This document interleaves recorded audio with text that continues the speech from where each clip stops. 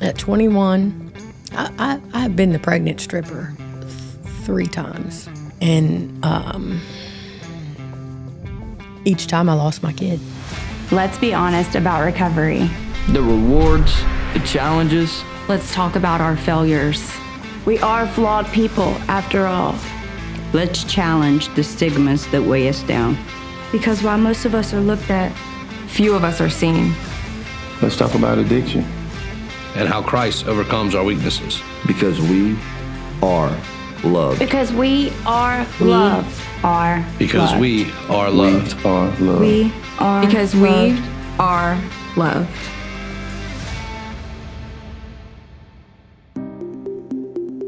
Hi, I'm Maggie. This is my story. I don't really remember life before addiction. I started using drugs when I was 12 years old, and at 18, I got a job at a strip club. Today, I'm clean and sober, and I have a new life. Hey everybody, welcome back to Jesus Loves Addicts, where today we have another amazing story of redemption, and just one that I think highlights the fact that Jesus is not afraid of the dark. And if you're willing, he will meet you where you are. Our guest today is Maggie Pitalo. Am I saying that right?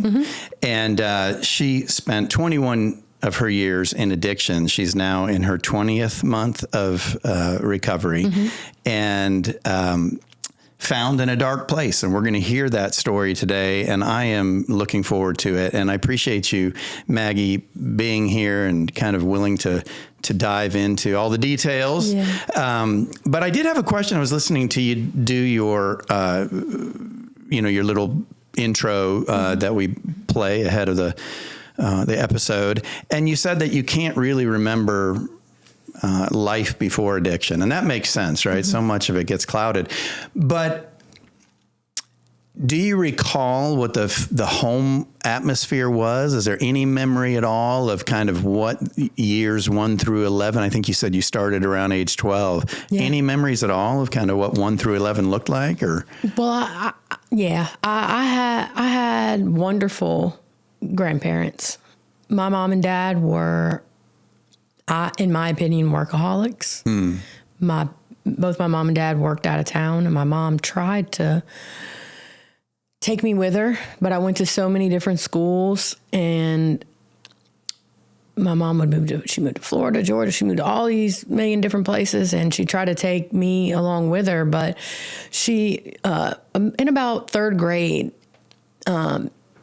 my teacher and my mom noticed that I was it was a little unusual how I was excelling for a 3rd grader. So my mom decided that it was best if she left me in St. Martin with my grandma, because I was crying to go there anyway.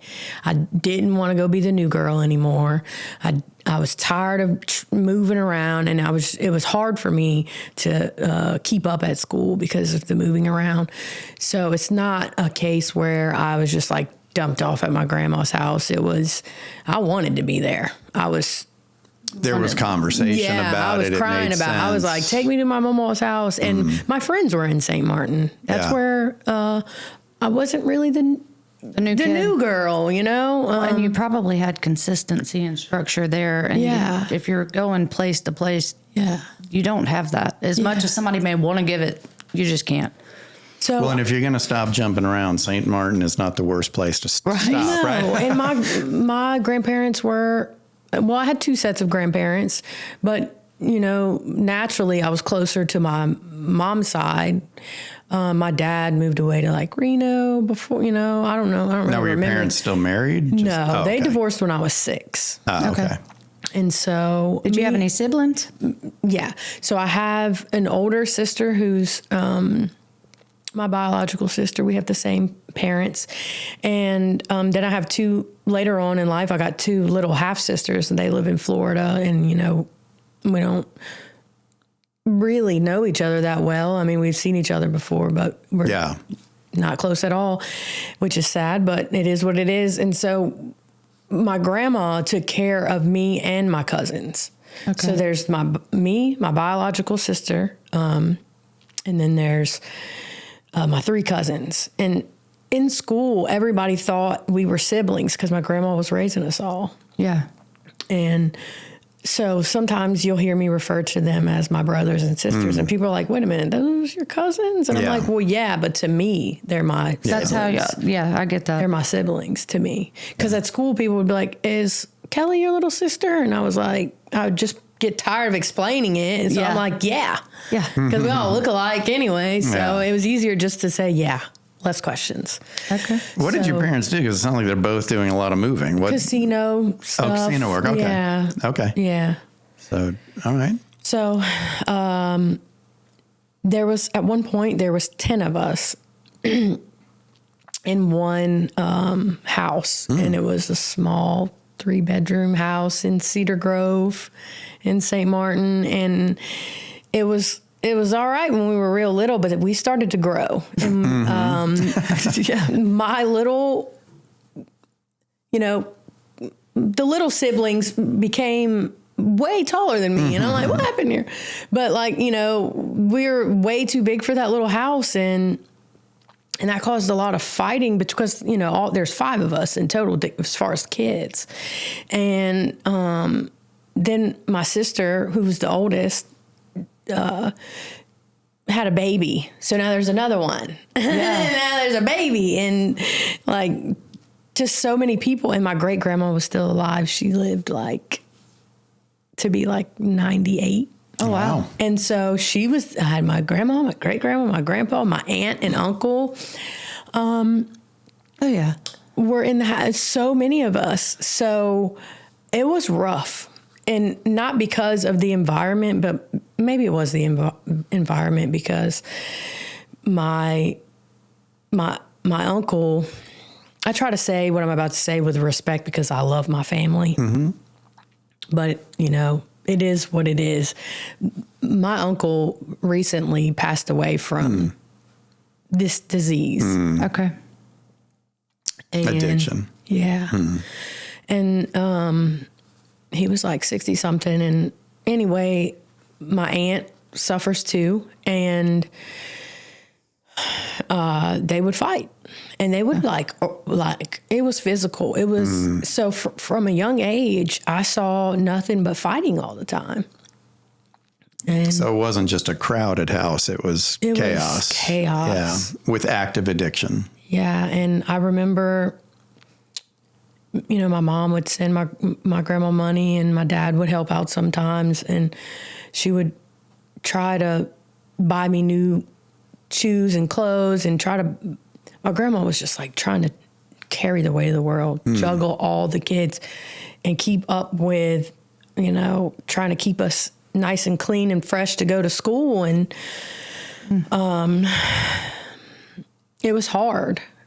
Now, was it, when you say 10 people in that house, was that a financial issue? Was it struggling for finances? Yeah. Is it okay? Yeah, with that many kids. Yeah.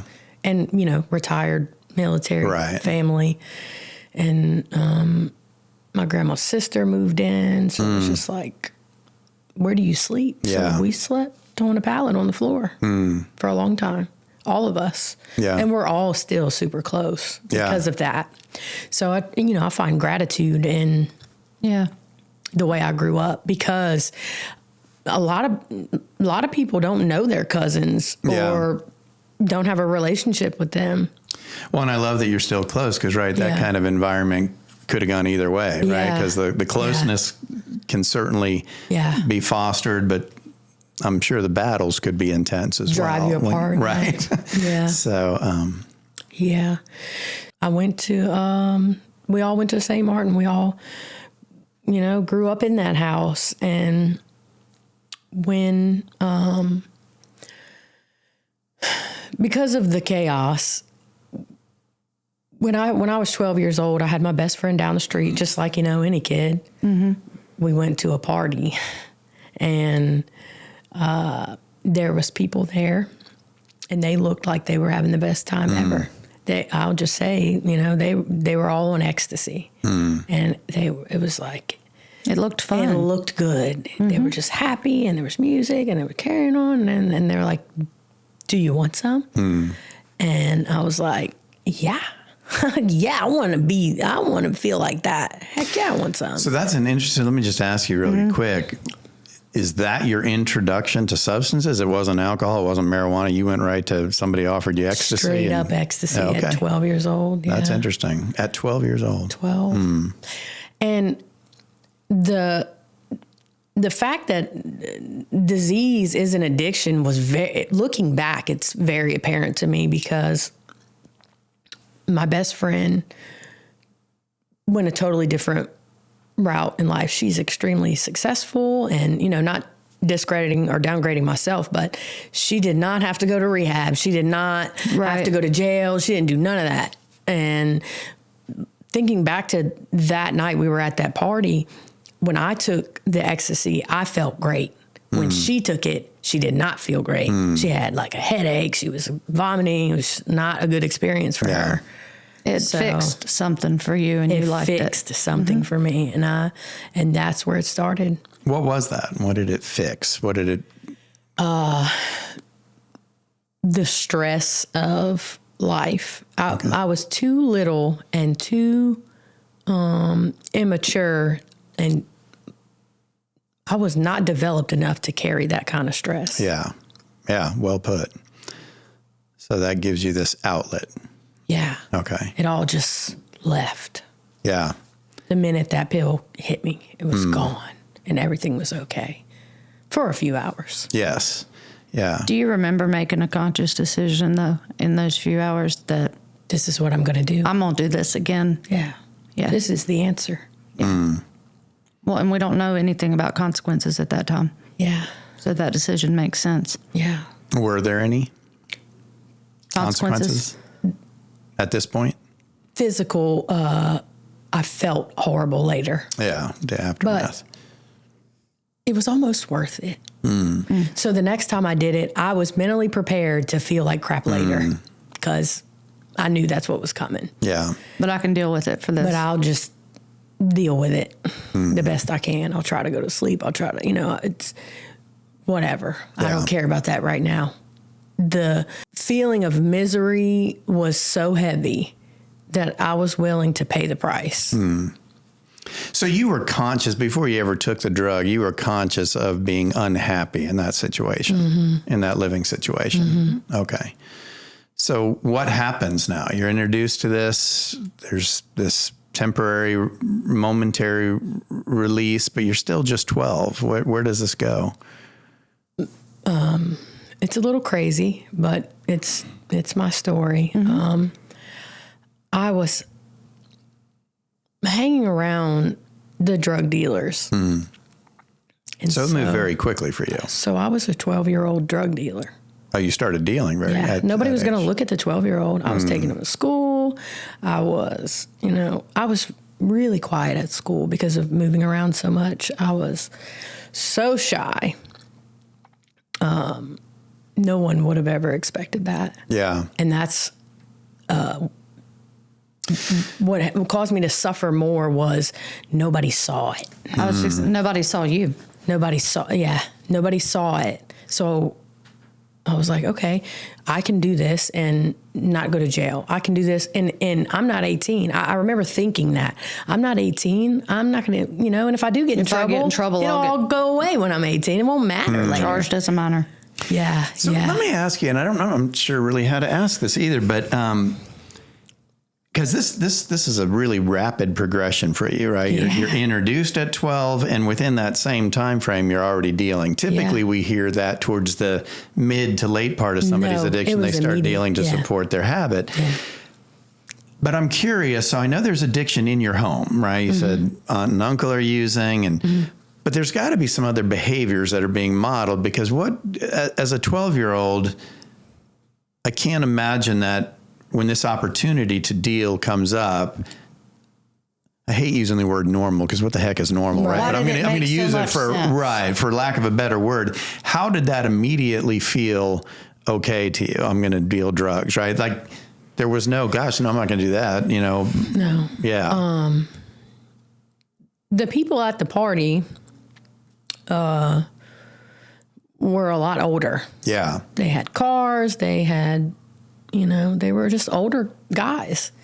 And I saw that they had nice cars, and this was a nice house, and this, they had money, and this was what you're supposed to do. And I didn't. Okay. And I look at my good role models, which were my grandparents, and they were struggling.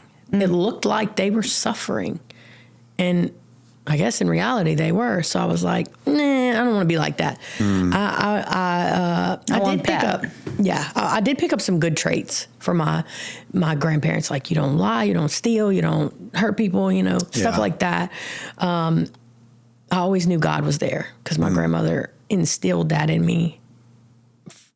Since before I could remember, I knew that, and I looked at the older guys that me and my best friend were around, and I was like, yeah, they didn't look like they were struggling.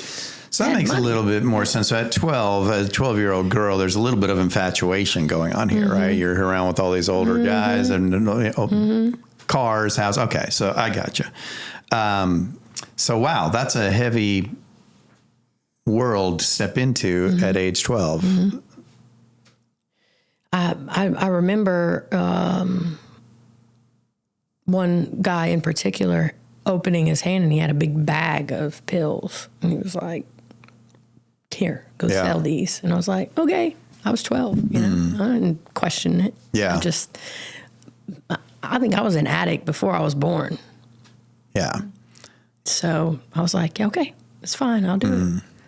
And even I would hear different people say, you're not going to get in trouble, you're just a kid. I'm like, you know what? I probably won't go to jail. I'm not going to go to jail forever. I'm just a little girl. Well, and people all very much get addicted to the lifestyle and the fast money. It is part of it. Not for everyone. That may not be everybody's story, but it is a lot. Yeah.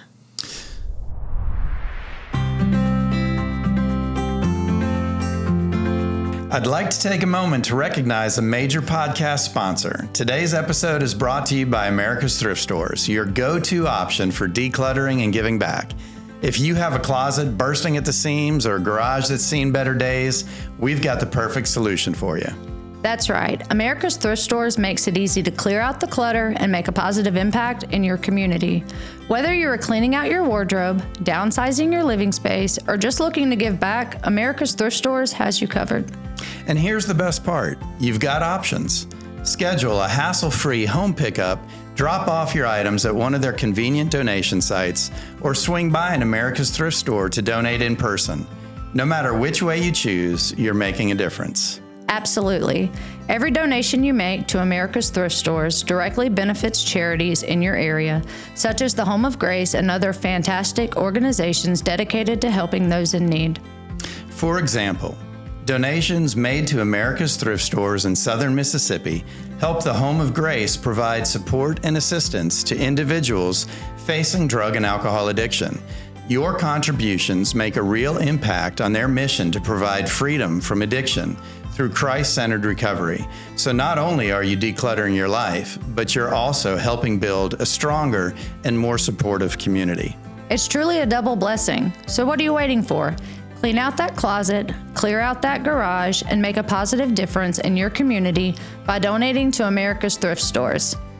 Visit America's Thrift Stores online to schedule a home pickup, locate a donation site near you, or get directions to one of their store locations. America's Thrift Stores, where giving back never goes out of style.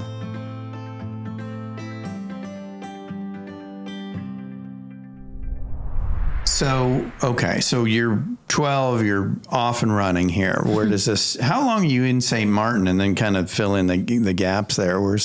So I said before, my sister's older.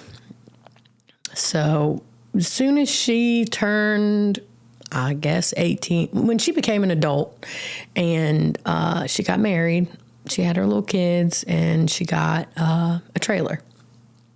And I was like, can I live with you? Because I want out of here. I'm tired of sleeping on the floor, Yeah. I moved in with her and her husband and her babies, and I just was like, all right, I'm going to live here, and I'm going to help I'm gonna help with her babies, and I would go sit and drink coffee with my mama like almost every day. And I had this, so I got a boyfriend when I was 13. So he went off to Iraq. He was 17. I was 13, he was 17. And when he was already like scheduled to leave, like he was going to Iraq, even 17, he was just a little boy. Yeah. But anyway, he was going to Iraq. So that happened at the same time. My sister got the trailer with her family, started her adult part of her life, and my boyfriend goes to Iraq. So he's in Iraq, and I think I was 17, and I'm staying in the trailer. And I had his money, which was hurting me because I was just full throttle. And I think I was 17 when he left. It's all blurry, so I'm doing the best I can. But, so my sister's friends would come over, and they were like glamorous to me.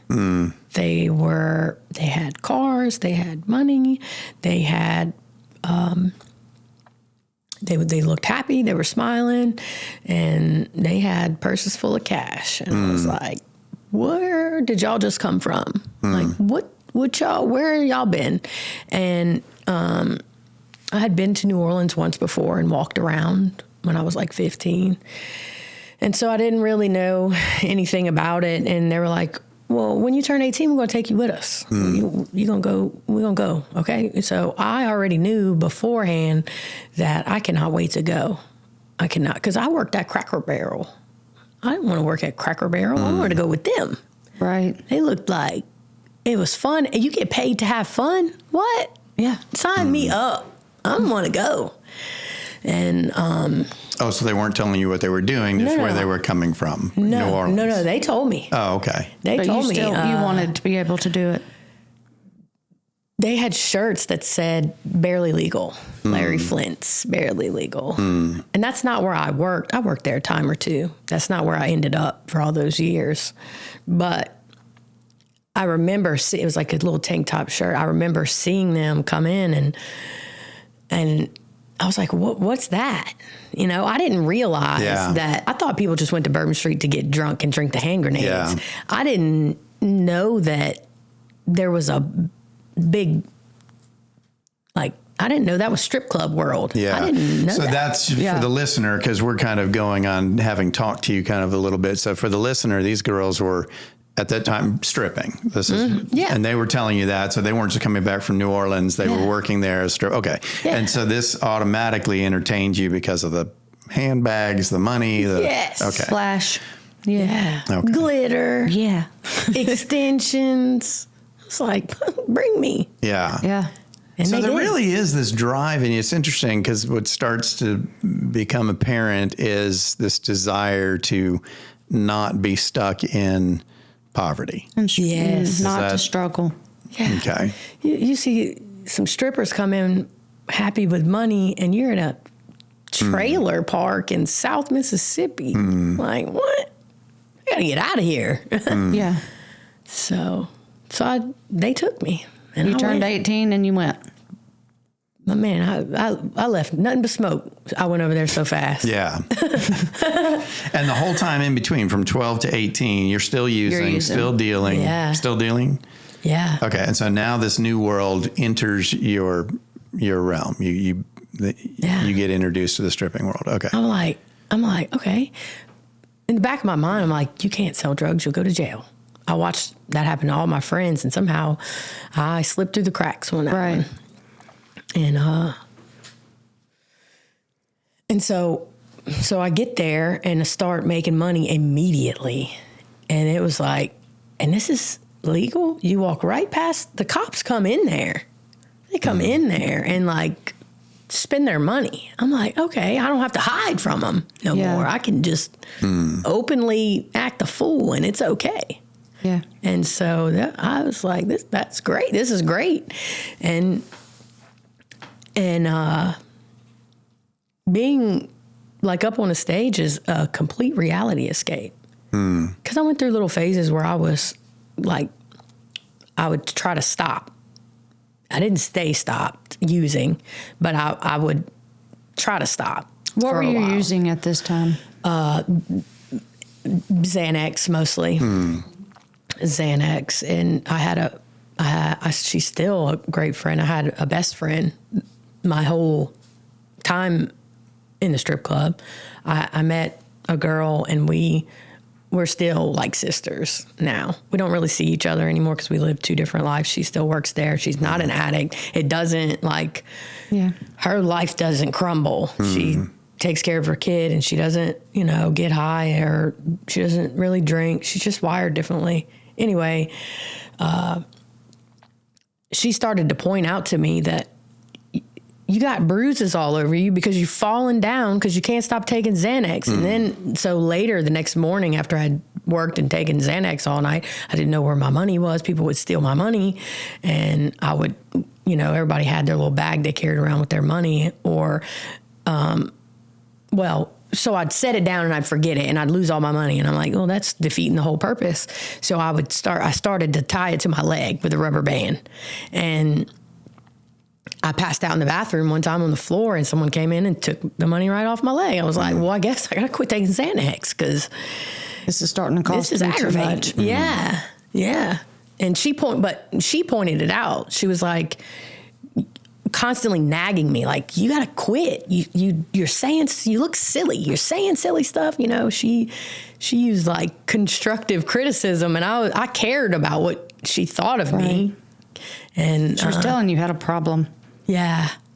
And I heard her. So I would stop and have these little short stints of I didn't call it sober because, some people call it dry. I guess that's true. Yeah.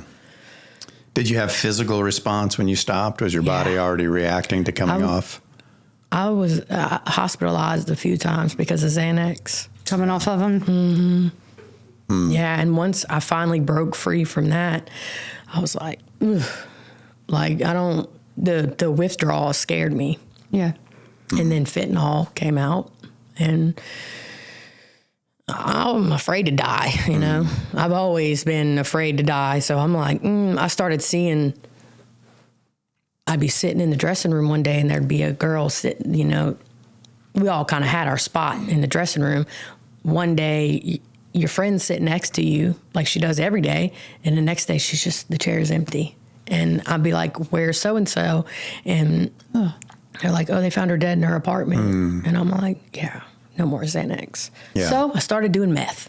Of course, it was just the Xanax. Well, yeah, you stopped the Xanax because of how many people were doing the pressed pills and getting fentanyl thinking they were getting Xanax.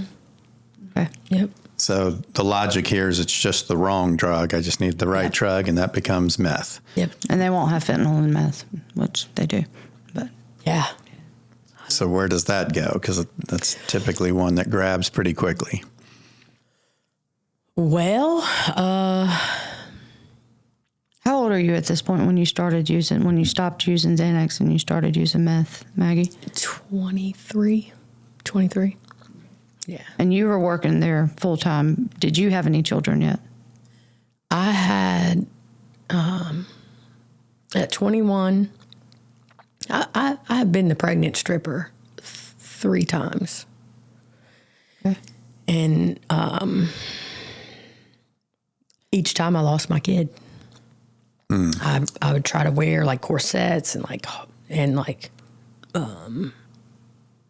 hide it, and I would hide it for a long time. And my first kid, I managed to stop using while I was pregnant and have a baby. None of my kids I have 5 kids. None of them were born addicted to drugs because, like, the way I thought about it, the way I was thinking when I was pregnant was, I'll just use later. I don't have to use now, but I'll use later.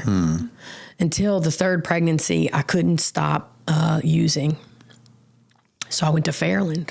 Y'all probably heard of Fairland. Fairland is one of the, it's in the Delta, I believe, and they do allow pregnant women and women with infants. And that's where I was. So it's a treatment program. Yeah. That's where I was introduced to recovery.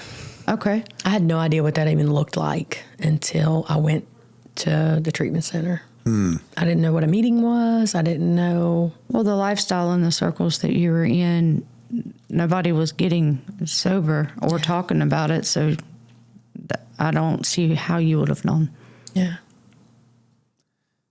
And so you go to that treatment during your third pregnancy, right? So, and how old are you in your third pregnancy? 23 or 24. Okay, so still in your young 20s. Yeah. When you think back on that, kind of, because you said I was a pregnant stripper 3 times, what are your thoughts or feelings on that as you kind of look back on that? As that? I think about how the disease of addiction is,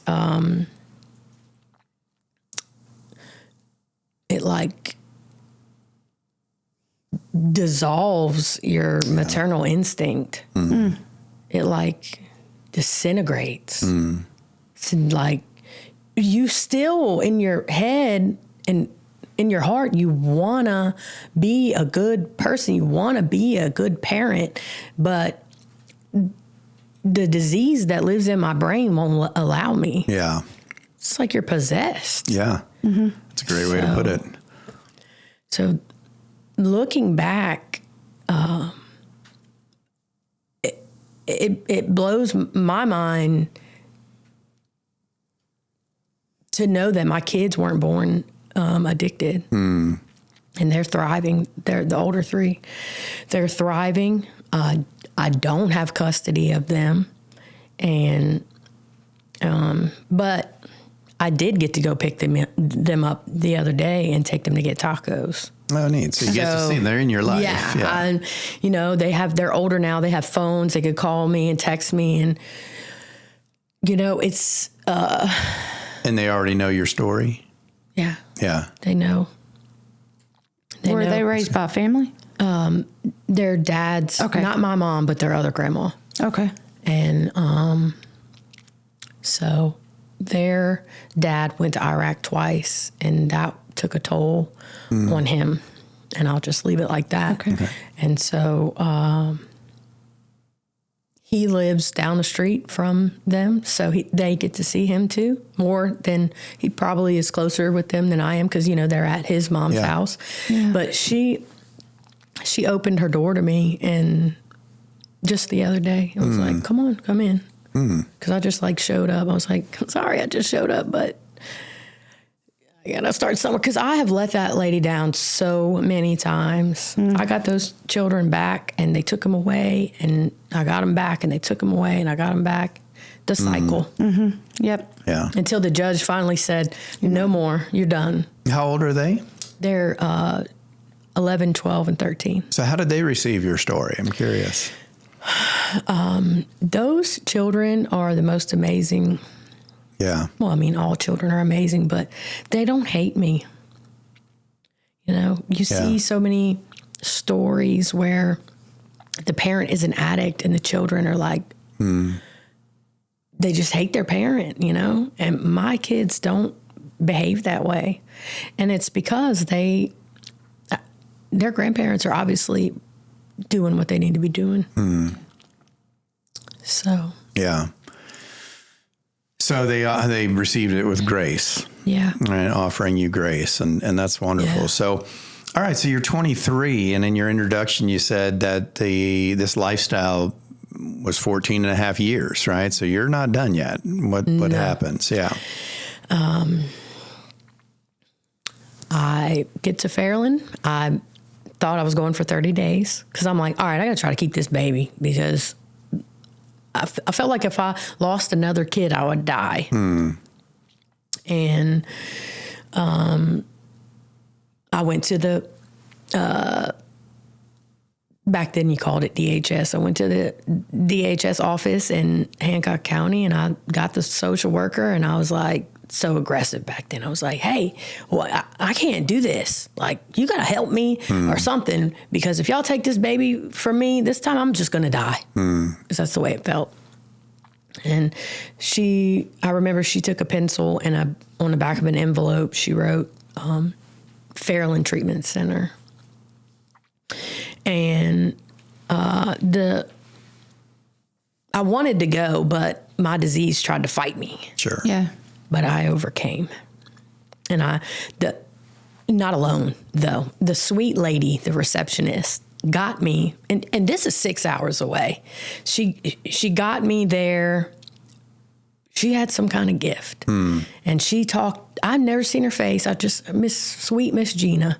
She talked to me, and when she spoke to me, she spoke the same language as me. And so she got me there. And my little bitty grandma, she was getting, like really old, and she would just look at me like, please just go. And she rode in the car with me, and she had like problems with her knees, and she was like having a hard time riding there. And I remember falling asleep in the car and opening my eyes and like itching to use. But now I'm in the middle of a cornfield. There ain't no turning back now. Like, my mom was driving, she was like yelling at me, and I was just like,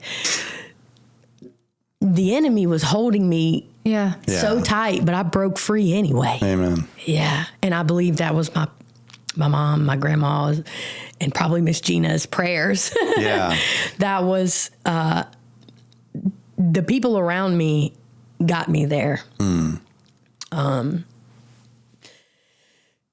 I get there, I'm thinking I'm going to be there for 30 days, and there's other pregnant girls there. There's babies there. There's dogs running by. I'm like, what is this place? This is crazy. Dogs in here? Okay. And therapeutic animals, who I later got close to. Yeah. Oh, sure.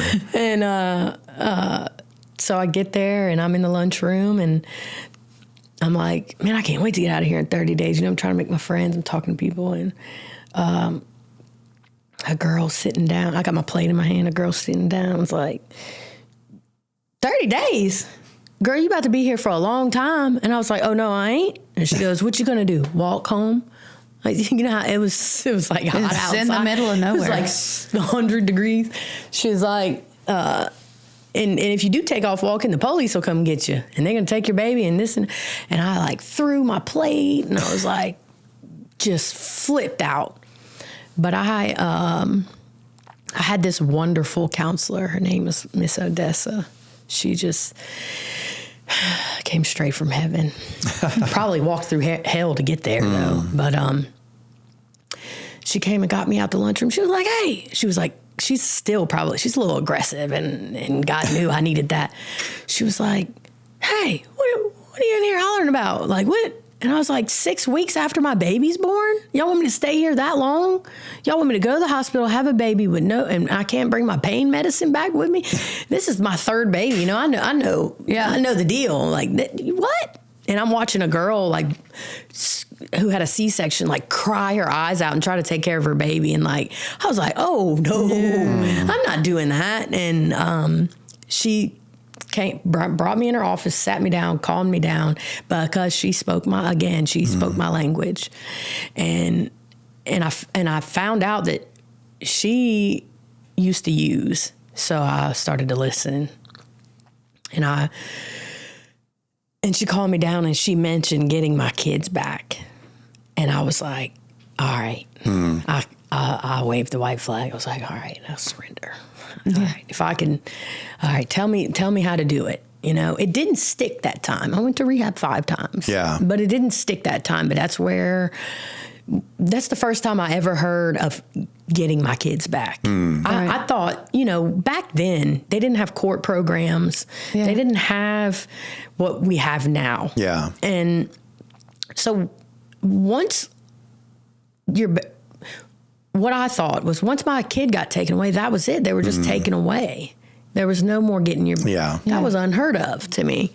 And so that's all she had to say. And so I stayed. And So it's interesting, though, because it sounds like the motivation to get sober, and I know this sounds so counterintuitive to anybody listening, but it sounds like your motivation was wrong, right? Your motivation to get sober was to get your kids back. Not for you. Again, that sounds good, but that's not going to keep you sober until it's about, I want a better life for me. It's not going to. It did not keep me sober. Yeah. So, but she planted a seed. I was fixing, seeds were planted there. Yeah, absolutely. And so I remember sitting in the hallway trying to process the fact that I'm about to have to stay here for like a year because I was like barely showing with the pregnancy. And this older lady, Miss Pam, said, hey, you might as well wipe your face, sit down and get comfortable and just think about the next thing we got to do. And which was like a group or whatever. She said, the weekends are where you're going to suffer. There ain't nothing to do on the weekend, and the food ain't worth nothing. And the weekends is where you're really going to have selling to. it. Yeah, and so she goes, but during the week, you'll be fine. She goes, sit down, get comfortable, think about the next task. Like right now, we got to go on go to a group, and don't think past that. Don't think past that. Yeah. Just let your brain stay right there. And, you know, I even still, I'm a spiraler. I'm spiral. Yeah. Like, so that's what I did. And that made sense to me. And so I would just think about the very next thing I had to do, and that was it. Yeah. Yeah. And the weekends were a nightmare. Yeah. Yeah. I was sneaking out my window. I was sneaking into the guy's side. And then one of the guys got kicked out and I didn't because I was pregnant. They pulled us both out and was like, hey, we know what y'all are doing. Mm-hmm. And he got kicked out and he went home and he shot up and he died. So now when I see people, they call it 13th stepping. Yeah. When I see that, I'm like, it scares me. Yeah. And so I tell that story. I share that. Yeah. And well, in retrospect, would you say relationships were part of your addiction? Yeah. Yeah. Yeah. I wasn't comfortable in my own skin. I needed validation from somebody else to make me tell me I'm okay, please. Yeah. So usually we need them to tell us we're okay because we know that we're not. Yeah. Please lie to me. Yeah. Yeah. So it's just another temporary fix. Yeah. Yeah. Yeah. So how long are you there? Are you there almost a year? Like 11 months.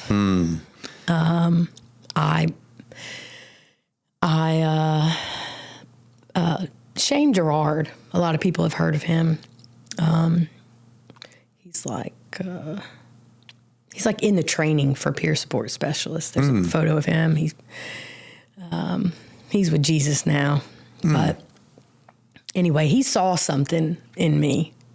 And he probably knew that I would have to, that I wasn't done using yet, but he was trying to show me there was a different way to live. And I got to give him a lot of the credit. He was the director of Fairland Treatment Center.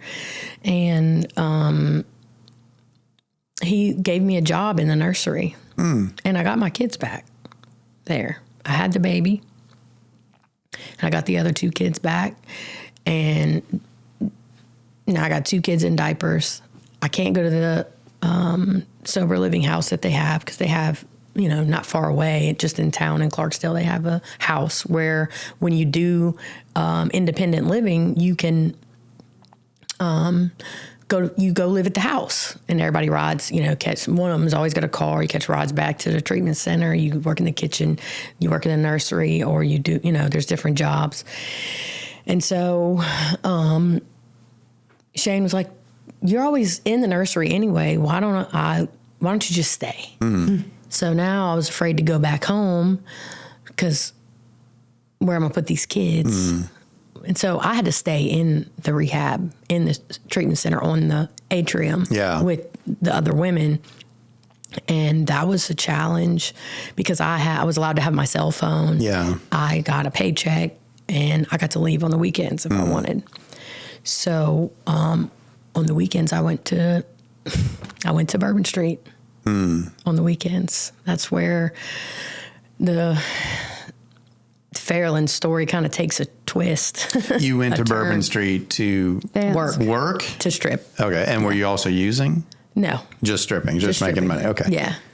And because I was addicted to that life. Yeah. And I would just sit in the treatment center and I would fantasize about being there. And I would leave all weekend and white knuckle it. Come in, you had to take a drug test when you got back and this and that. And my sister would come get me and I would go.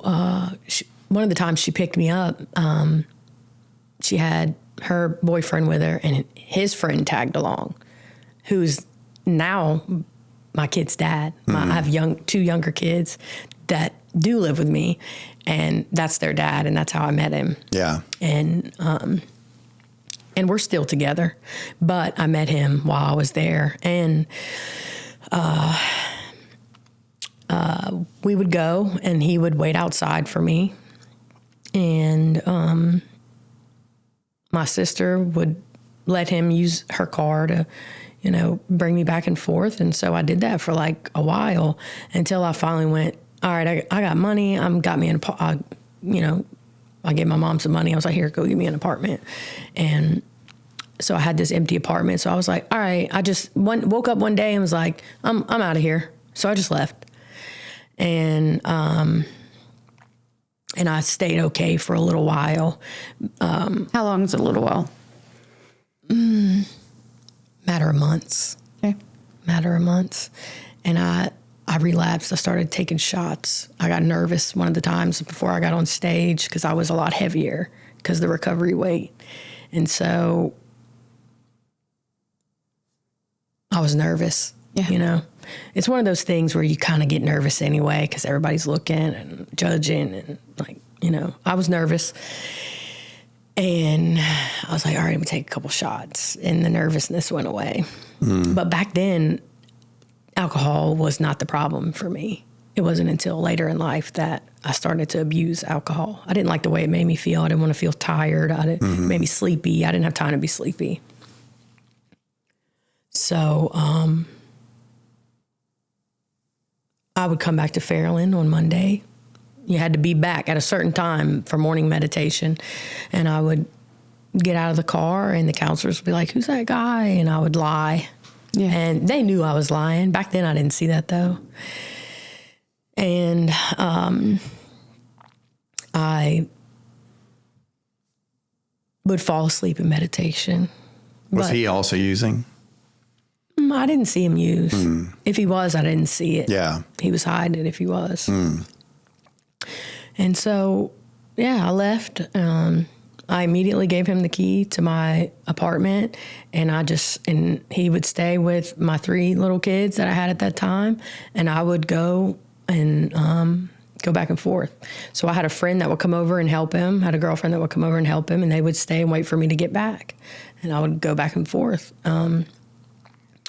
And that's how I paid for the 3 kids and all the things, and I just started a spiral. It was okay at first, but I remember where I decided where I was going to start using, and I think it was Adderall at that time. I was falling. I had this deal with the house mom because you couldn't sleep in the dressing room. That was against the rules. I would lay my head on my arm and sleep for a minute because she knew I worked at the treatment center. She knew I was tired. Yeah. She knew me, and I'd be like, here, I'll tip you whatever. That's how you got what you wanted around there. You tip the people. Like, I'll give you some money. Just let me sleep. Don't let nobody steal my stuff. Just let me sleep for a minute. Just let me sleep for a minute. And I was like, and everybody else was taking Adderall. All the girls were taking Adderall to stay awake because Adderall wasn't meth. Yeah. You don't want to be a meth head. Yeah. It's okay. You can take the Adderall. Their prescription. Mm-hmm. Justification. Yep. And it's all downhill from there. It's a blur. Yeah. It's just a blur. So the use ramps up, everything ramps up, but you leave the treatment program, but you're still working there? Okay. And I stayed clean for a little while. And does that eventually end? Do they kind of catch on and say no more? They closed the CPS case, and that was another trigger. Now you've got your kids. Now I got my kids. There's no accountability. Nobody's going around testing you. No one's. I'm just going to smoke weed and then take Adderall sometimes. And then I can't get Adderall, so I'm going to do some meth. Yeah. I just ain't going to tell nobody. I would hide and do it by myself. And I was like, nobody knows. They think it's Adderall. It's awful. And it was an absolute living nightmare. And it was terrible. How long did that last? I know you've mentioned you lost your kids again. Yeah, for years. Okay. For years. So you had them this whole time during that? It wasn't long before they got taken away. Like I said, it's a blur. Okay. They got taken away. I got them back again. They got taken away. And that time the judge was like, You're done. You're done. Yeah. I'm tired of looking at you. What happened was I didn't show up to a court date. Yeah. And I got a letter in the mail that said, I didn't even know there was a court date. I didn't know. I didn't check the mail. That was crazy. There was tickets for fines, and I don't want to see that. That gave me anxiety to check the mail. Even still, I have this like thing in my head where I check the mailbox and I'm scared. So I didn't, you don't think about stuff like that. So anyway, not making excuses. It's just reality. I didn't. So I got the thing in the mail that said your rights have been terminated. And I was like, well, they're better off without me. So I just Kept on going. Yeah. So that was, we're still just at 1 of 5 treatments. Yeah. Is that right? Yeah. So how do you get into the second one? When does that happen? What happens to get you there? I got in trouble. My friend Carly, I say her name and I talk about her because she is a face. When I do things for recovery, when I, like on the way here, I could see Carly's face. I openly tell my story because of Carly. Carly used a dirty needle and died. She didn't die from an overdose. She died from a bacterial infection. And she was too out of her mind to take the medicine. So people would get the medicine for her. So she'd get somebody to help her pay for the medicine. I remember it was like $72. And so she would always need $72 for this medicine. And eventually she just gave up. She would lose it. She would leave it. She didn't know where it was. And so she died in a horribly slow, awful death. And Carly was born in CPS custody. She was in foster care. She got pregnant in foster care. And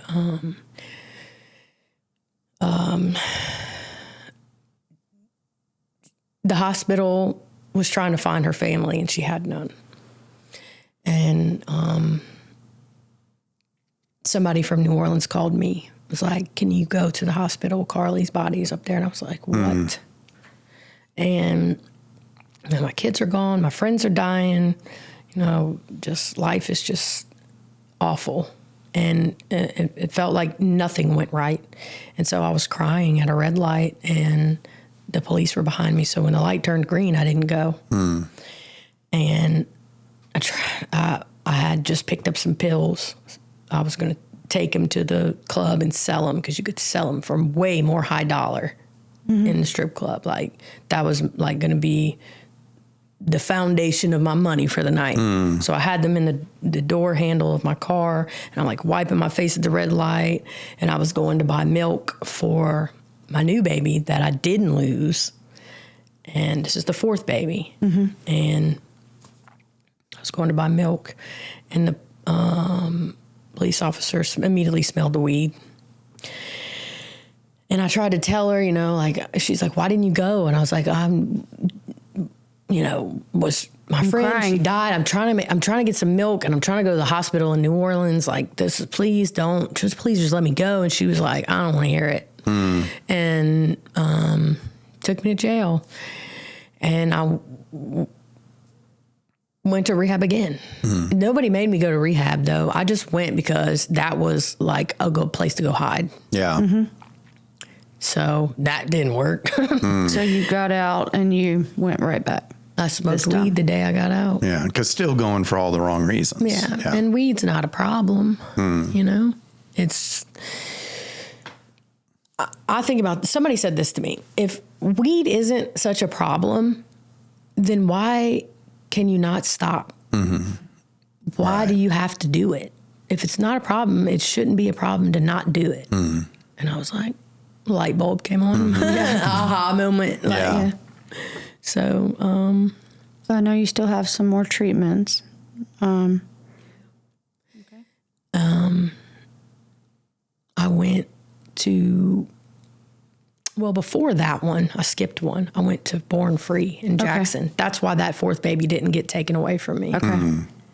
Because I was up in Jackson, you know. You have your baby at a rehab, they don't take it. That's my thought process. That was my thought process. Doesn't get taken away from you yet? Does this baby get taken away at some point also, or? Yeah, so not yet. Okay. Yeah. So then, all right, Born Free was number 2. Fairland was number 3. Fairland was number 4. Okay. Same. Oh, you went back there. Yeah, I took my little girl with me. Okay. The 4th time. Okay. Because I knew I could go here. I could take my kid with me. Yeah. And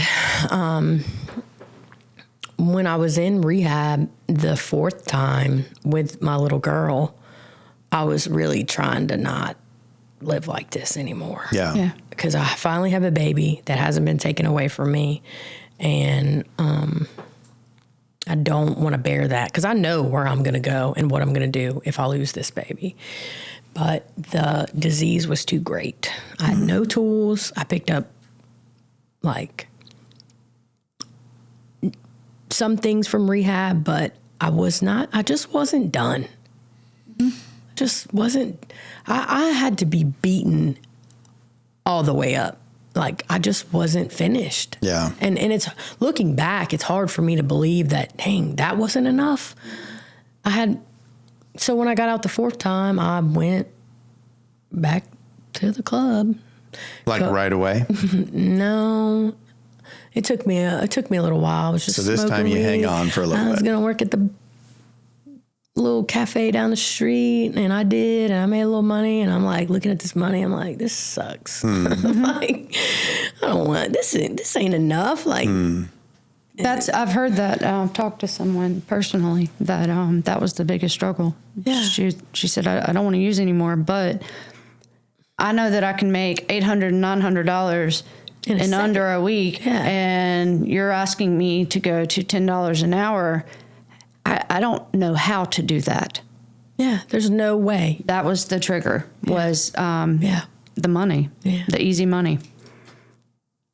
So I went back, and now I'm an older stripper. So I'm starting to see girls come in and make money with their clothes on. They come in with a guy, and at first I didn't really wrap my mind around, why would you come in? Why wouldn't you go to the dressing room and get changed and get on stage and make all the money?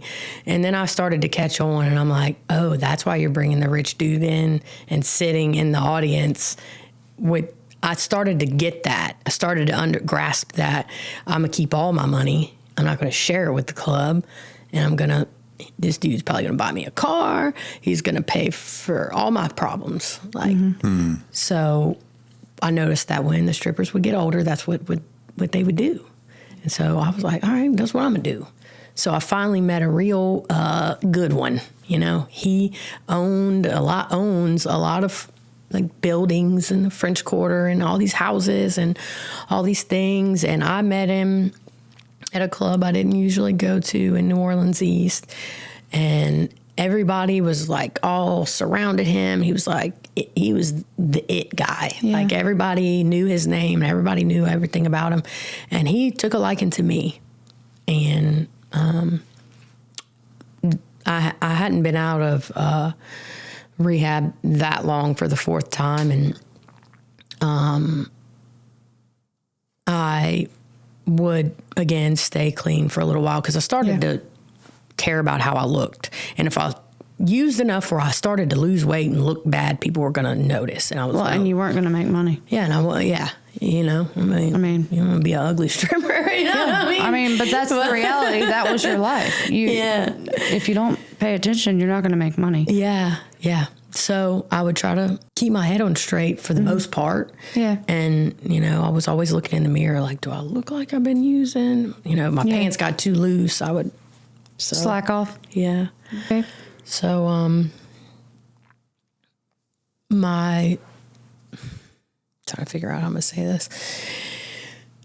So I was dragging him around town, spending his money. He got me a car, he got me all these things. And, my kid's dad is like, I ended up getting him a job as a security guard. And I'm like, because if you're going to sit here and wait on me the whole time, you might as well get paid too. Yeah. So I drug him into that life with me. And, if you're not careful, that city will chew you up and spit you out. And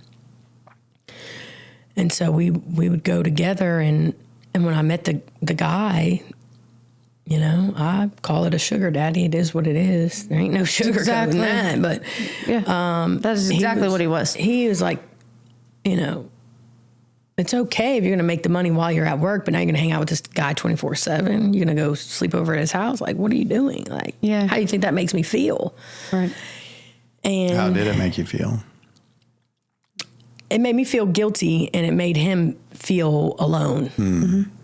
And probably made him feel less than, because he wasn't the rich guy, He was working with me in the club. He was a security guard. Like, the girls tipped him out, and he made pretty good money, but he probably felt less than. And so now he's going to work, and I ain't going. Yeah. Because I'm at the house partying, whatever. And most of the time I had our baby with us. And I would bring the baby to his mom's house a lot. And, his mom still helps me. His mom and her grandparents, they help me. So that's where she was a lot of times. But a lot of times she was with me. Because, they're elderly. They can't keep her all the time. So something happened at that time in my life. My best friend did something that I couldn't accept. Mm-hmm. And, well, that's the way I see it. Other people may see it otherwise, but that's the way I see it. And when you love somebody, I believe that addicts are like the most passionate people ever, because it comes with big feelings, being passionate about how much you love somebody, and it comes with big feelings, and big feelings can sometimes be too hard to handle. Mm-hmm. Can all the time for me be too hard to handle. So I couldn't process those feelings of betrayal, and I started drinking vodka. And now I'm 32 years old. Mm-hmm.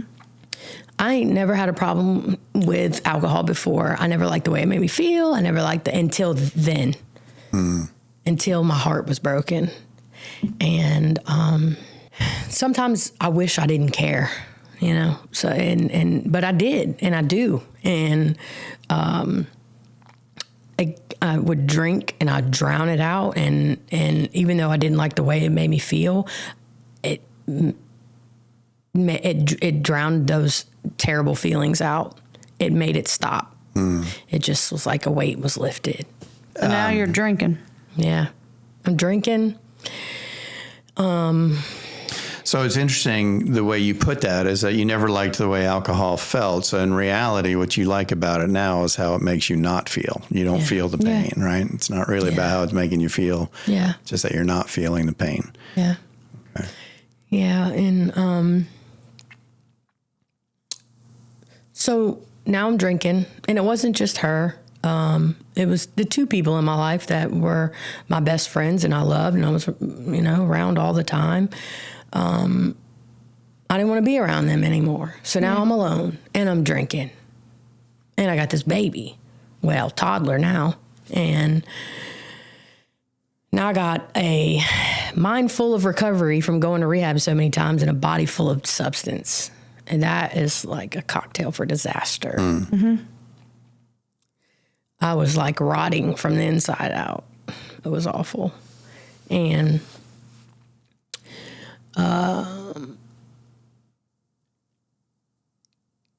that is definitely all a blur. So I'm riding around with the guy. He'd pick me up. He'd drop me back off. I was with him majority of the time. And people started to worry about me. I was for your safety. Yeah. I was like falling down all the time. And like just all the things that drunk people do. And, I was so violently angry because of the pain I felt inside. And so now I had some people I wanted to hurt. So I did what I could to try to hurt those people back. I was like, I want to hurt you back now. And that just made it worse. But I didn't know how to cope with that type of stuff. I do now. Yeah. If something bad were to happen now, I don't use no matter what now. And so I'm drinking. I'm keeping the bottle on the nightstand. I'm drinking at breakfast. I'm drinking all day long. And I go back home with my kid and their dad, and I try to live like a normal family, and I'm still drinking. And finally he's like, hey, you gotta stop this. You're gonna kill yourself. Look at your hands. They're shaking. Like, your legs are shaking. Like, don't you see what you're doing? So I tried to stop. Yeah. And I'm pretty sure I was having seizures in my bedroom. I feel like I was like I felt like I was dying. The alcohol withdrawals were what I needed to, I would wake him up in the night and I'd be like, wanting to crawl out of my own skin. I would wake him up and be like, I think I'm about to die. Like, I feel like I'm about to die. And he would just get up and try to get me some water and like and just look at me like, can't you just stop? And I couldn't. At first it was a choice. Now I was like, I just want to quit. I don't care what kind of emotions I have to go through. I just don't want to physically feel like this anymore. Yeah. And I would quit for the fourth day. I could never make it through the fourth day. The fourth day of the withdrawals were so intense. I just could not. I remember digging for change to go buy the little cheap liquor bottles at the corner store. Even the dude at the liquor store was like, you all right? And I would be like shaking, trying to hand him the change. And that went on for a while. It went on for close to a year. And it was just a constant battle of me trying to stop drinking. And I just could not do it. And I remember looking down at the palms of my hands, standing in my kitchen. I was like, they're yellow. First, I thought I had touched something. I was like trying to wash it off. I'm like, what is happening? And I was like, yeah. I was like, wait a minute, I'm dying. And so, he tried to help me. He tried to tell me, I ain't giving you money. I ain't bringing you to the liquor store. Just, he tried to get in the way of it, but I was like a vicious alcoholic. I would physically remove you out of my way if I could. Like, I would push you out the way and walk to the store if I had to. And so I would get mad with him, and I would call the sugar daddy up and be like, I'm sick of him. Come get me. Because he had a big house, multiple houses, and there was 2 refrigerators, and one of them was full of liquor. It was like a liquor. I didn't have to go look for change. I didn't have to try to, I just could do what I wanted. Yeah. And I remember where I finally had enough. I was sitting in the kitchen of the sugar daddy's house. I was sitting in the kitchen. Well, first I woke up. I was in the bed. I had my 2 kids. We've been ripping and running the French Quarter, and I'm buying them whatever candy they want. Their sticky hair, dirty knees, dirty feet, just filthy. And I woke up and I had to throw up, and I'd sweated because I would pass out, and I would withdraw while I was, I ain't gonna call it sleeping. It's passed out. I would say the withdrawals would wake me up, and I'd have to go to the freezer and drink again. Well, I sweated all over my cup. I had another baby. I sweated all over my couple-month-old baby. So I got the little girl, and I got this infant, pretty much baby boy. I sweated all over him, and I'm like, oh my gosh, I got to give him a bath. That's terrible. That's disgusting. So I'm gonna go to the bathroom. I'm gonna throw up. It's my routine. It's part of what I did. I'm gonna throw up. I'm gonna go to the freezer. I'm gonna roll my weed. I'm gonna go to the freezer, and I'm gonna give him a bath. And I went, I don't want to do that. Like, I'm sick of doing that. Because I felt so awful. I felt so sick. I'm like coughing from smoking so many Swisher Sweets. Like, I can't breathe. And my body was just like shutting down. Yeah. And so I picked myself up. I'm looking, I can see it now. I'm looking over at my dirty kids, and I'm like, all right, I got time to go throw up. So I go throw up, go to the kitchen. And I just remember taking one more look at my kids going, I got to do something. I got to do something else. I can't do this to them anymore. But right now, if I want to give this baby a bath, I'm going to have to drink. I'm going to have to drink because my hands were I was like shaking so bad. Yeah. There's no way I could handle a soapy little bitty baby. Yeah. And I would drop him. So if I want to give this baby a bath, I'm going to go drink. And so I was like, well, maybe I'll just try to roll my weed first. Maybe I'll just try to smoke first. So I get my cigar out, and I'm struggling to break my cigar open, and I drop my weed all over the place. And I was like, okay, I can't even do that. Can't even do that. Because I was just going to just try to smoke and see if it would help me feel better. And I couldn't even smoke. That's how sick I was. I couldn't even do that. Yeah. And I remember the frustration that came with that. And now I'm picking it up off the floor, and I'm like, this is disgusting. Enough is enough.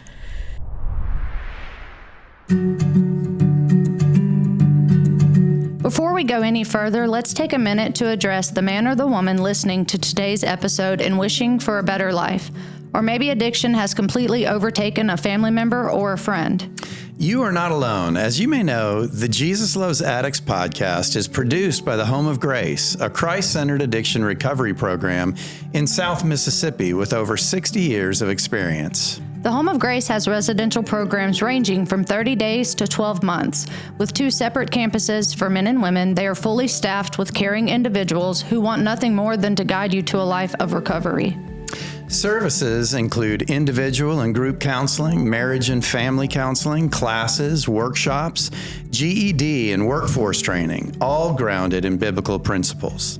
And because of donations from the community, the cost of the program is incredibly affordable. Thousands of alumni from across the country can tell you there is no other program in the world quite like the Home of Grace. If you want to start a new path to recovery, don't wait. Speak with an admission specialist today. Visit homeofgrace.org or call 833-55-GRACE to talk with someone. That's 833-55-GRACE. Call the Home of Grace today.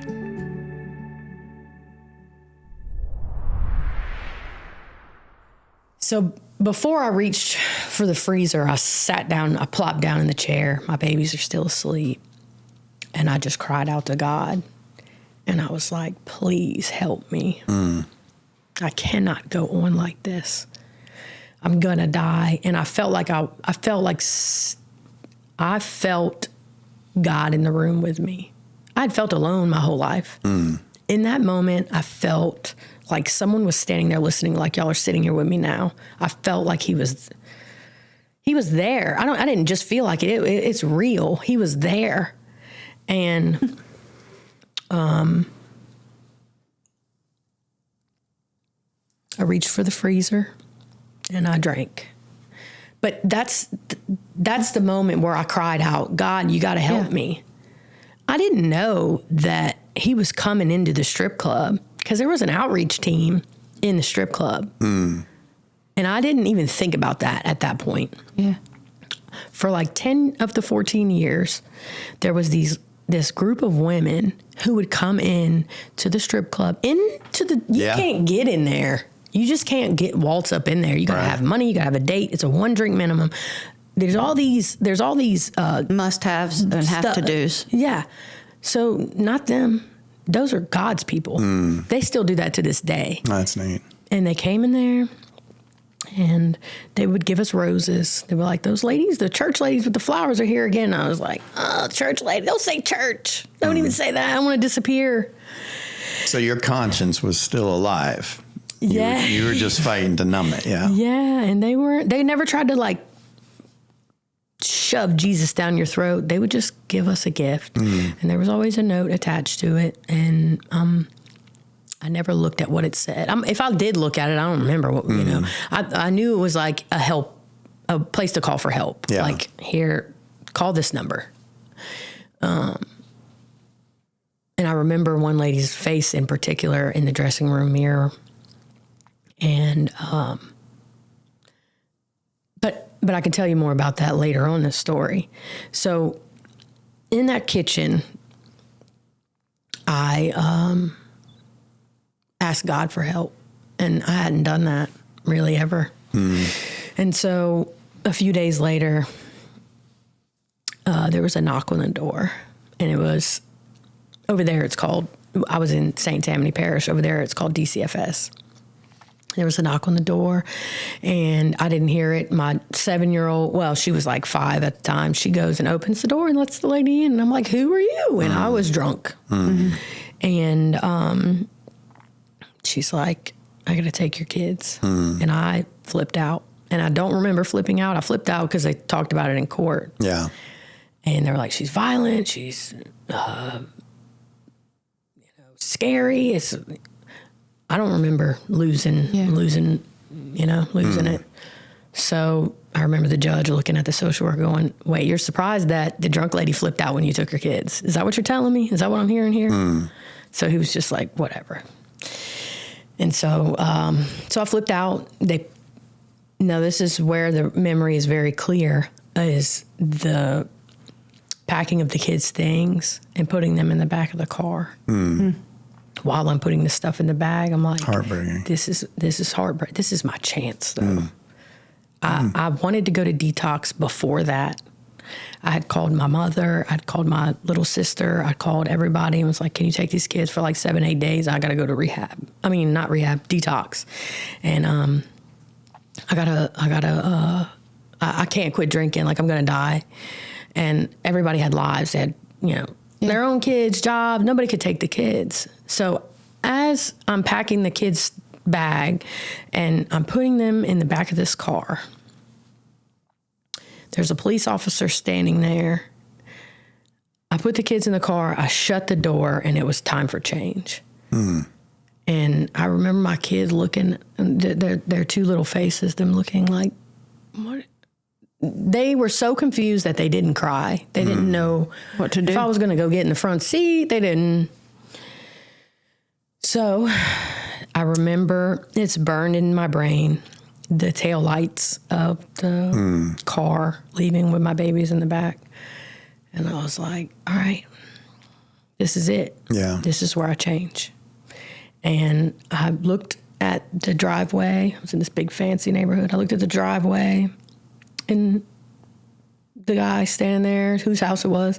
And I looked at the police officer and I said, can you help me? Because I started to go back in the house and I'm like, I'm going to go die in there. No. I'm not going to die. I'm going to try to get those kids back. I just had enough. So I asked the police officer, can you bring me to detox? Like, can you bring me somewhere? Like, I need help. I don't want to keep doing this. And I went to detox that night. I didn't walk back in the house for my toothbrush, none of that. I went with the clothes on my back and I went to detox. And I remember waking up in there.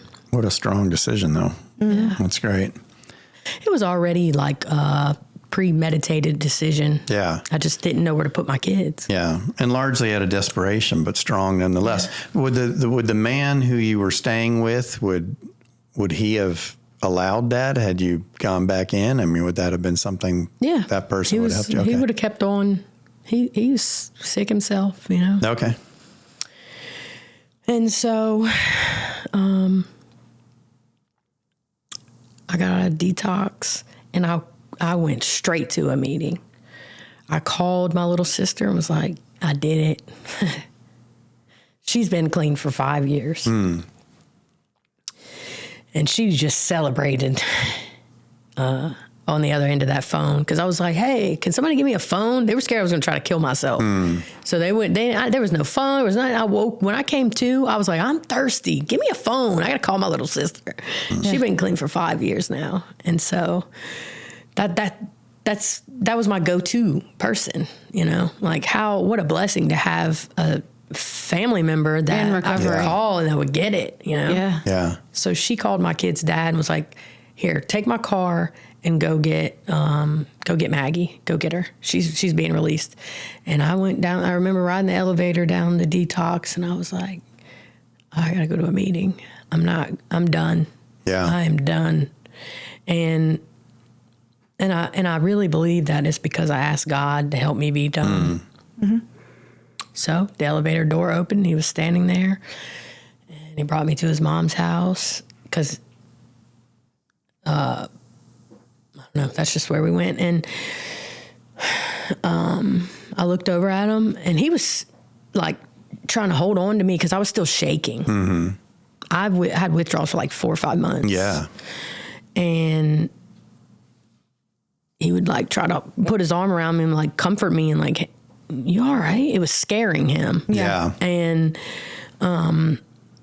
when I looked at him and I said, take me to a meeting, he was like, come on, let's go. And he sat in there with me, and I was like, give me the paper. Let me read it.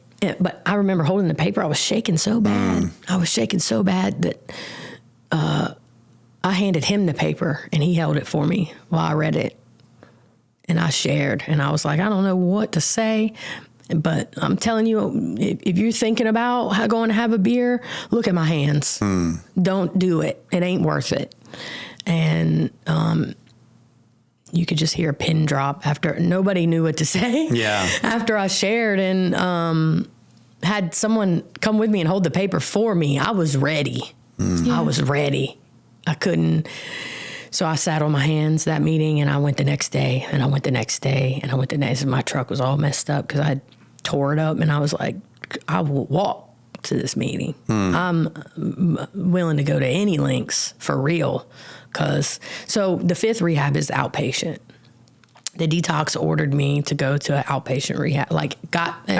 They created that path for me to go to an outpatient. I was done anyway, so I was like, whatever, take me, let's go. And so the outpatient was great for me because I had experienced the inpatient, and that wasn't a fit for me. I used it as a hideout protection type of thing. Outpatient held me accountable, and I got to be in the real world. Well, I think you said it when you said that you were ready. Yeah. Right. At this point, it wouldn't have mattered which program because you were done. I was done. Yeah. Yeah. I go to meetings. I finally get to go visit my kids that got taken away in St. Tammany Parish. So I got my mom to bring me. And, I thought their dad was going to hate me for that, but he didn't. He just held on, he didn't hate me. I got lucky in that area of life. I lit things on fire, and people just didn't give up on me, So we all three would ride over there and visit the kids, and we tried to get to a point where they were just going to give him the kids back, and that didn't work. And getting your kids across state lines is like, it's almost like it's not going to happen. You got to get the capital of Louisiana has to call the capital of Mississippi. They have to agree. The judges have to call each other. And one of the visits in St. Tammany Parish at the DCFS office, detectives came and got me, and they questioned me. They put me in an interrogation room, and they questioned me. And I was terrified. It was like something you see on TV with the cameras and they're asking you all these questions, trying to make you tell them things. And they asked me questions about where drugs came from the sugar daddy. Like, where's he? Telling on a drug dealer from New Orleans is not like telling on a drug dealer from a small town. Agreed. It is terrifying. And I did not do it. And they don't go by their real name anyway. Yeah. So, Yeah. and my mind was so foggy of nickname. I don't know them dudes' names, you know. And my mom is outside the interrogation room, and she's trying to get my kids back. And I'm like, if I go to jail in New Orleans or St. Tammany, and one of the dope man's little cousins is in there, they'll try to kill me. You know, I've lived in that world long enough. You don't do that. And so I kept going to the visits, and, you know, they let me go home that day. The detectives did. They showed up to another visit a couple months later, said, put your hands behind your back. I was a few days shy of being 90 days clean. I'm making friends in the meetings. I'm picking up some things. And after the meeting, the interrogation with the detectives, I went into the meeting and was like, I'm scared. I'm going to go to jail. I don't know what's about to happen. Right. And because they're like, we'll be in touch. And I was like, why? Like, what? For what? So in the state of Louisiana, when you lose your kids, you don't just lose your kids. You go to jail too. And I learned that the hard way. I know in Mississippi, when you lose your kids, that can just be it. You got to go to 2 courthouses in Louisiana when you lose your kids there. You got to go to family court and criminal court. You got to go to both, and you better hope them court dates are on different days. And they don't really communicate with each other. It's 2 separate worlds. And so they charged me with cruelty to a minor because I was using around my babies. Yeah. And I was like, that sounds like somebody that intentionally hurt a kid. Because to me, it didn't feel intentional because I didn't want to use no more. I didn't want to. Yeah. So I was like, this is terrifying. Now, in a city like that, there's bigger courthouse. It's bigger. There's scarier, bigger problems than little small Biloxi. Yeah. So that was all the time I'd spent in New Orleans, which is a bigger city to me. I'd never gotten in trouble because where I was, the trouble was normal. So I was like, I ain't never going to get my kids back now. But I went to the meetings, and I went to court. I started to go to court by myself. I went to my mom. My mom gets my kids back. It's a miracle. Yeah. But they go with her. They go with her.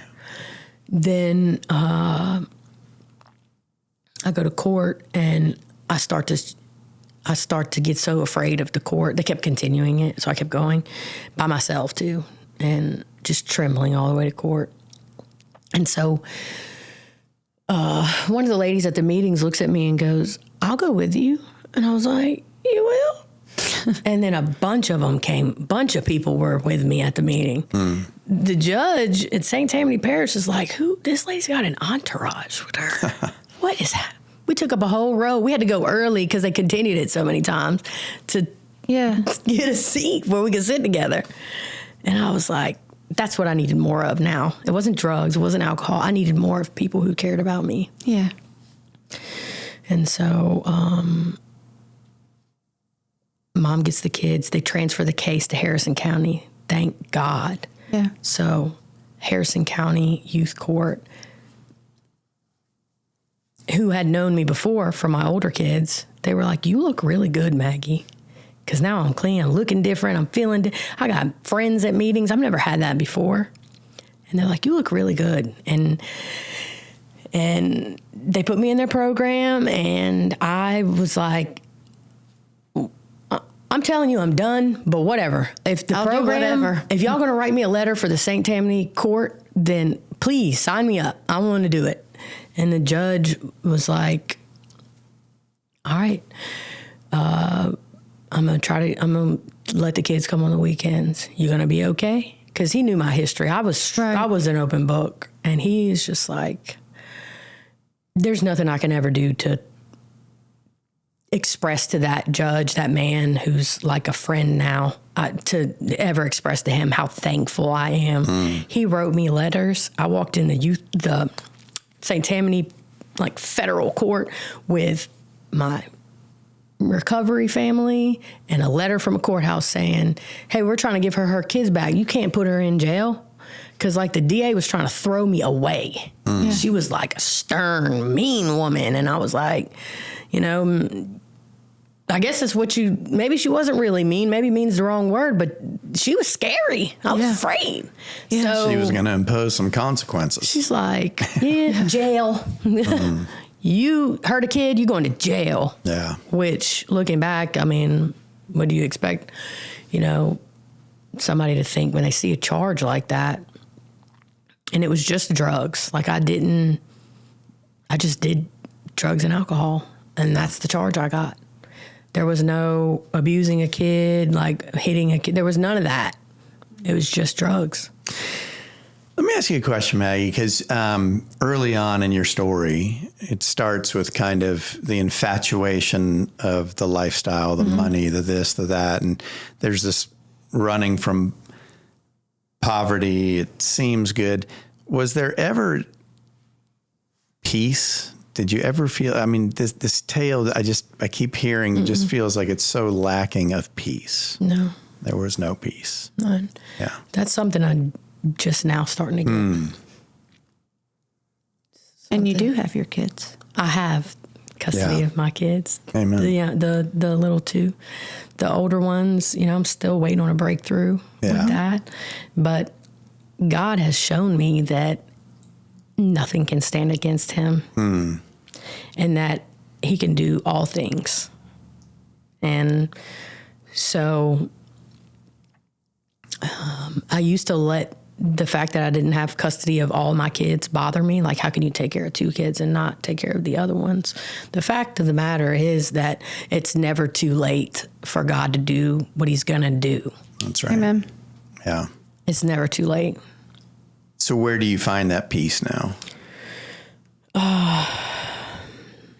It's something that's inside of me. I don't get it from anywhere, like outside of me.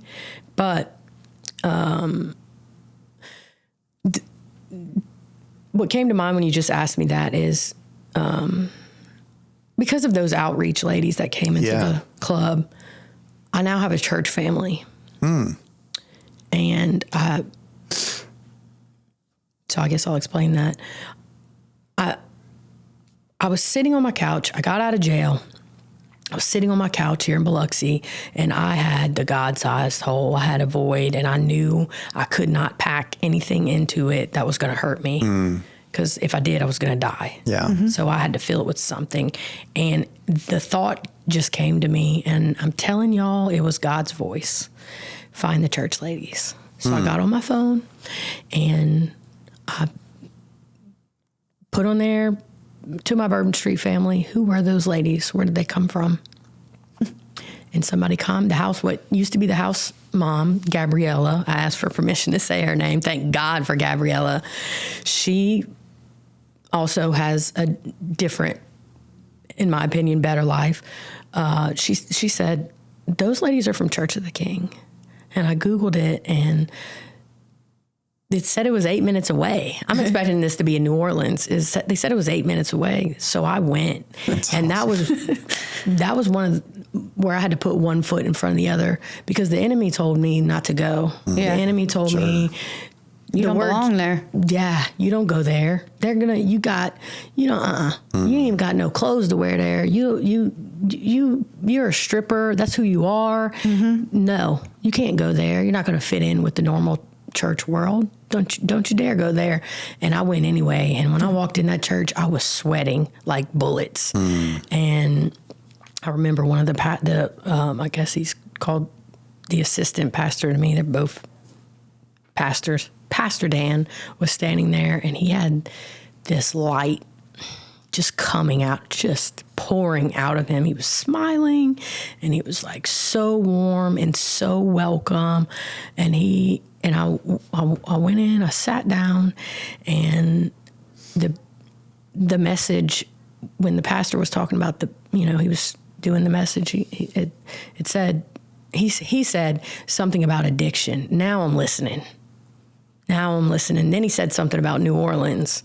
And now I'm really listening because at Church of the King, the screen comes down out of the ceiling. They have the 2 pastors there in person, but there's this big church over in Louisiana. That's where those ladies came from. And they... Satellite churches. Yeah, it comes down out of the ceiling, and Pastor Steve Robinson is on the screen. And he said something about New Orleans, and that's caught my attention. And he said something about addiction, and that caught my attention. And I could just feel the presence of like the Holy Spirit in the room. And later on, I asked Pastor Dan, the one standing in the doorway there, hey, this is my story. This is how I heard about this church. Can you find those ladies? And he found them. He found the lady I knew, because there's a group of them. He found the lady whose face I remember seeing the most. Wow. The face I remember out of the group. And she's like the, head of the outreach team, or was then. And she came and sat in service with me. And after service was over, and we cried, man. I was like... Did she remember you? No. Okay. But I looked different. Yeah, I'm sure. There's no way she could recognize the person person standing in front of her at that service. Probably brought her immense joy, though. Oh, we cried. Yeah. We hugged for like 4 minutes straight, 5 minutes. We just kept hugging and we cried. And the pastor recorded that, and I get to replay that and watch it sometimes. And so she asked me to go speak, and that's where my journey of helping others and sharing about my story getting back started. So I went and spoke at a fundraiser, and I talked about the girls on Bourbon Street. And so I find peace when I do that. Amen. Yeah. Amen. What a profound exclamation point here, right? That you found peace doing that. Where did you find it? Guys, we try to find it so often by getting, right? I try to find peace in the things I'm going to do differently. I'm going to perform better. I'm going to get something. I'm going to keep adding. But Maggie, thank you for that. What a great cap there. You said, that's where I find my peace. Guys, the great paradox of our faith is that we find ourselves when we give ourselves away, when we lose ourselves, right? Yeah. Jesus said those who find their lives, or I'm going to butcher this, but something to the effect of those who find themselves will lose themselves, and those who are willing to lose themselves will find themselves in him. As Maggie told her story, I was thinking there are so many reasons and so many ways we can convince ourselves to get caught up in pursuing the very things that keep us stuck. In the best light, they keep us stuck. In the worst light, they make things worse. We just continue to dig that hole deeper and deeper and deeper. For Maggie, it started out running from poverty, right? We can justify that. We could say, yeah, that made sense, right? She was trying to fill in the blank, right? Also, she said she felt alone, and so we want to surround ourselves with, it doesn't matter who, right? Anybody that shows me attention, I'll try to fill that hole. But the Bible says this, guys, because I'm just so profoundly moved by your story. The Bible says, what does it profit a man to gain the whole world and yet lose his own soul? And guys, we spend so much time trying to gain the whole world because we think that's what's going to give us peace. But ultimately, the pursuit of those things, we just find ourselves more lost and more needy and more wanting because we're looking for it in all the wrong places. And so I just want to say to you today at some point we have to wake up to what I'm doing isn't working. My way isn't working any longer. Are you willing to lose yourself to something better? Are you willing to try it a different way? There is peace in losing yourself to the relationship with Christ. And I just want to say that one of the other things Maggie said, and you'll hear this in meetings. If any of you have tried going to meetings, you will hear them talk about going to any lengths, is how Maggie put it. And another thing that you'll hear them say is you have to be at least as dedicated to your recovery as you were to your addiction. Right? If you think about it, and I know this is a little bit tongue in cheek, but it's also very real. If there's a blizzard outside and you're craving for your next fix and your Gonna go. dealer calls you from, 6 blocks away and your car is broken down in the yard, you will literally walk there in bare feet in a blizzard to get that fix. But somehow when we find ourselves in early recovery, it's very easy to say, I'm tired, I won't go to that meeting. The little things that we'll do to avoid. Guys, lean in, go to any lengths. And I love that you said that, right? Do the next right thing, right? It doesn't say feel the next right thing. It says do the next right thing. Just keep moving forward. Be as dedicated to turning your life around as you found yourself in the life that was drowning you, right? Guys, we love you. More importantly, and most importantly, Jesus loves you. He hasn't given up on you. He's there. Right. I love, again, Maggie said he was when she cried out, she felt him in that room. Mm-hmm. He's there. He's there. He's waiting for you to do that. Right. I love the saying, God is a gentleman. He's not going to force himself on you, but he is waiting for you to turn around and ask him for help. There's nothing that pleases the heart of God more than to give you that help, to be there for you, to raise you up out of the ashes. That's the beauty of redemption. That's what's waiting for you. Jesus Loves Addicts. Find us on JesusLovesAddicts.com, any of your podcasts. We'd love to hear your comments. Tell us your story. God bless you guys. We'll see you next time.